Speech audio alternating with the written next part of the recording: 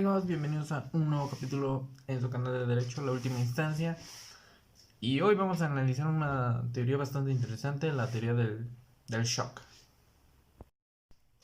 Bueno, esta teoría es retomada recientemente por la escritora Naomi Klein, pero anteriormente ya se había practicado con el profesor Milton Friedman en Cuba hace muchos años.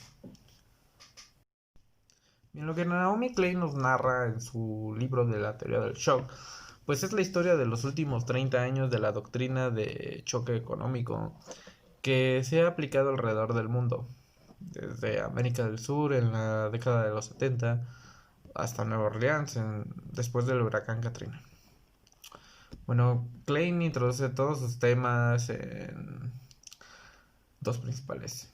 En uno donde los profesionales de la doctrina pues de choque tienden a buscar una pizarra en blanco en la cual plasmar su idea de crear economías de libre mercado, en el que inevitablemente requiere normalmente una violenta destrucción del orden económico preexistente. Es decir, tenían que hacer que el orden económico, por ejemplo, del día de hoy, ya no existiese para implementar uno nuevo.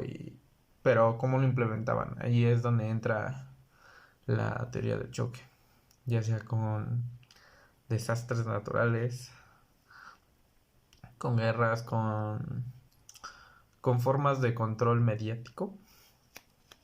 Bueno, las similitudes entre la crisis económica y la doctrina original de la terapia de shock o terapia de choque, pues es una técnica psiquiátrica donde aplicaban choques eléctricos a los pacientes con enfermedades mentales. Esto pasaba muchísimo antes, que internaban a gente que estaba mal de sus facultades mentales y decían que los iban pues a arreglar con electroshocks. ¿Qué pasaba? Que los metían en una cámara, en una cama acostados, los amordazaban, los restringían, no podían moverse y entonces les empezaban a dar electroshocks en su cerebro. Esto se supone que para curar lo que tenían. Y esto mismo es lo que aplica en estos sucesos que han pasado alrededor del tiempo. Por ejemplo, tenemos como referencia el 11 de septiembre de 2001, que fue el día del atentado de las Torres Gemelas. Klein lo toma como un hecho para poder cambiar un poco el sistema económico de aquel entonces. Un choque económico. Sin embargo, también para generar un poco de pánico, o mucho, que se generó en aquel momento, porque muchos pensaban que si esto ya era un ataque terrorista, la Tercera Guerra Mundial, cosas así. Y pues funcionó para ese entonces. Otro ejemplo que podemos tomar también es en el caso de Chile, cuando Allende se proclama como presidente y después de varios años Pinochet quiere tomar el cargo, el general Pinochet. ¿Y cómo lo logra? Con un golpe de Estado, obviamente.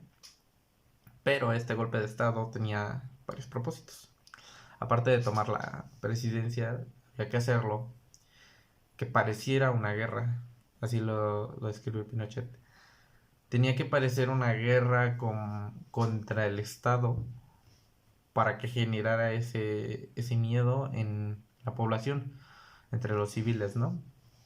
Que era de sus principales objetivos, aparte de obtener, claro, el poder. Se llega al poder a partir de este miedo, de esta presión entre militares y formas gubernamentales. Y entonces es cuando Milton Friedman pues llega a Chile un poco después de esto a restaurar o dando a entender que él podía restaurar su economía y hacer que mejorara, ¿no? Que él lo describe como: yo soy el doctor y ustedes son mi paciente y yo solamente les voy a recetar lo que puede salvarlos. que en este caso sería un electroshock. Es decir, que iba a hacer que la teoría del shock estuviera en práctica, ¿no? O sea, hacer algún acto con represalias para toda la población en general, no solo para un sector. Es decir, que generara pánico o miedo en toda la población para poder cambiar el sistema económico. Que después de ese intento, pues fallido, porque la inflación subió muchísimo, fue el país con más inflación en aquel entonces, pero la intención de esta teoría es cambiar la economía de un estado, principalmente, a, a otra totalmente diferente. De pasar del comunismo al capitalismo, podría ser una. Bueno, con esto espero que quede un poco más resuelta si tenías la pregunta de qué era la doctrina del shock. Y ahora tengo una pregunta que dejaré a tu criterio y a consideración. ¿Tú crees que en este 2020 tantas cosas que han pasado sean parte de una doctrina del shock?